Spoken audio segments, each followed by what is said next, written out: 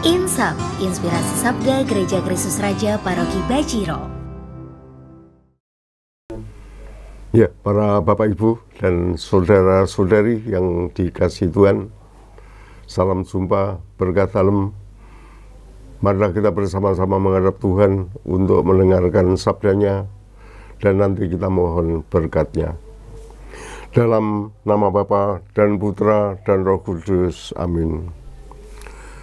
Sabda untuk kita pada hari ini, hari Senin, tanggal 16 Januari 2023, dari Injil Markus bab 2 ayat 18 sampai dengan ayat 22. Hal berpuasa. Saya bacakan sebagian dari perikop ini. Pada suatu kali ketika murid-murid Yohanes dan orang-orang Farisi sedang berpuasa, datanglah orang-orang dan mengatakan kepada Yesus, "Mengapa murid-murid Yohanes dan murid-murid orang-orang Farisi berpuasa, tetapi murid-muridmu tidak?" Jawab Yesus kepada mereka, "Dapatkah sahabat-sahabat mempelai laki-laki berpuasa sedang mempelai itu bersama mereka? Selama mempelai itu bersama mereka, mereka tidak dapat berpuasa."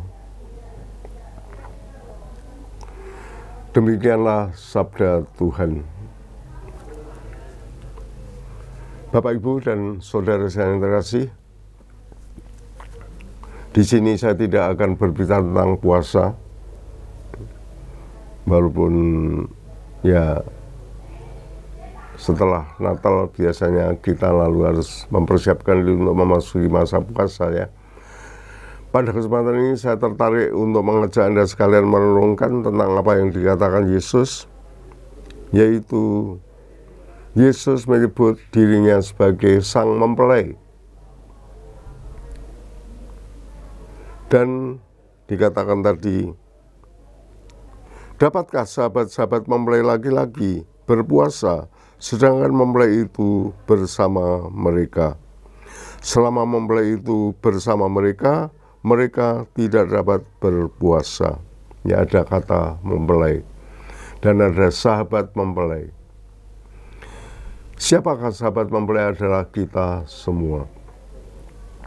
Saya ingin mengajak Bapak Ibu Saudara untuk lebih-lebih untuk merenungkan kebersamaan kita sebagai umat Kristiani yang adalah pasangan dari sang mempelai. Yesus adalah sang mempelai dan kita adalah sahabat-sahabat sang mempelai. Ya, kita sungguh bersyukur bahwa kita disebut sebagai sahabat sang mempelai ya, sahabat sang mempelai. Dan kehadiran Yesus di sini sungguh kita alami sebagai wujud kasih Bapa yang luar biasa untuk kita semua. Ternyata Tuhan itu sungguh mencintai kita sedalam-dalamnya. Ternyata Tuhan itu sungguh memandang kita itu, istilah dalam hubungan antar kita barangkali ini sungguh-sungguh dari hati ke hati, sampai kedalaman hati. Kasih Tuhan itu sungguh-sungguh sampai begitu mendalam ya, sampai ke hati, sampai ke inti hati. Ya, sehingga kita boleh disebut sebagai pasangan atau sahabat dari sang mempelai. Ya, itulah kiranya satu hal yang setiap saat perlu kita syukuri. Dan sudah sepantasnya kalau kita juga lalu ya memaknai apa artinya kita hidup sebagai sahabat sang mempelai. Dikatakan tadi di dalam kitab suci bagaimana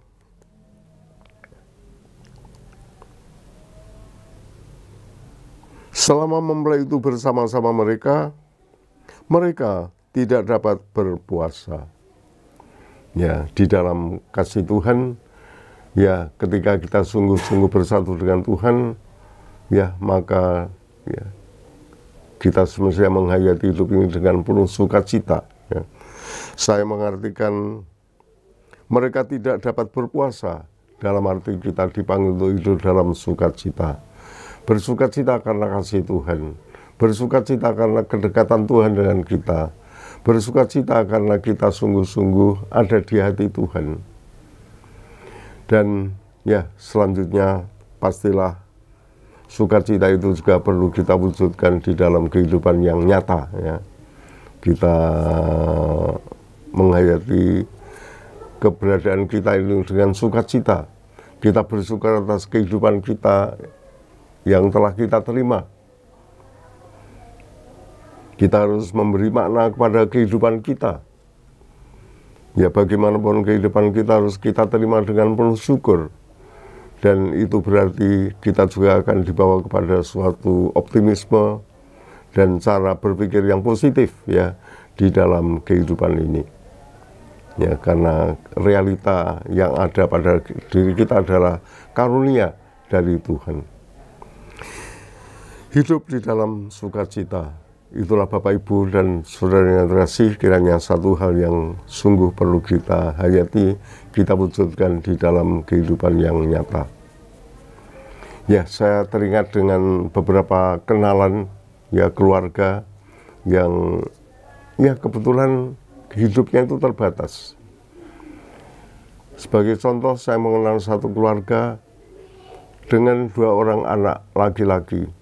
Dan kebetulan kedua orang anak laki-laki mereka ini cacat, karena tunawicara, tidak bisa berbicara dengan baik. Tetapi mereka selalu bersyukur. Mereka menerima keberadaan anak itu dengan penuh sukacita. Karena mereka penuh sukacita, maka mereka juga begitu semangat untuk mendukung kedua anak mereka yang ya tuna bicara itu. Mereka menyekolahkan, mereka mencarikan tempat kursus yang baik sehingga anak-anak mereka itu mempunyai keterampilan untuk masa depan mereka. Mereka mendukung anak itu dengan penuh sukacita dan dengan berbagai cara. Sehingga anak yang tuna bicara itu juga karena mengalami kasih orang tua yang sedemikian besar, mereka juga menjadi anak-anak yang gembira, menjadi anak-anak yang penuh sukacita, menjadi anak-anak yang bersemangat untuk mengembangkan diri. Dan apa yang terjadi Bapak Ibu Saudara yang terkasih, ya buahnya adalah anak itu memang bertumbuh sebagai pribadi yang penuh sukacita juga, penuh syukur juga, dan mereka menjadi orang-orang yang mandiri. Bahkan dalam perkembangannya nanti mereka bisa membangun keluarga yang berkecukupan. Ya, walaupun keberadaan mereka, karunia Tuhan yang mereka terima sangat terbatas, tapi karena ada iman, ada rasa syukur, ada sukacita, ya mereka bisa bertumbuh dengan maksimal, menjadi orang yang mandiri, menjadi orang yang sejahtera, lahir maupun batin. Ya. Bapak, Ibu, dan saudara yang terkasih, ya marilah kita bersyukur karena kita boleh mengalami kasih Tuhan yang luar biasa ketika kita disebut sebagai sahabat Sang Mempelai. Kita bersyukur atas kasih Tuhan yang luar biasa, dan semoga sukacita kita juga kita ungkapkan dalam semangat kita untuk melayani, semangat kita untuk semakin mengembangkan hidup, semangat kita untuk juga mendukung kehidupan mereka yang kita cintai. Semoga dengan demikian hidup kita juga semakin disuburkan oleh kasih Tuhan, disempurnakan dan diselamatkan. Kita puji Tuhan, kemuliaan kepada Bapa dan Putra dan Roh Kudus, seperti pada permulaan, sekarang, selalu, dan sepanjang segala abad. Amin. Tuhan bersamamu, berkatalah turun atas kita semua yang dicintainya, Bapa dan Putra dan Roh Kudus. Amin. Terima kasih Bapak Ibu sekalian yang terkasih. Selamat berkarya dan Tuhan memberkati.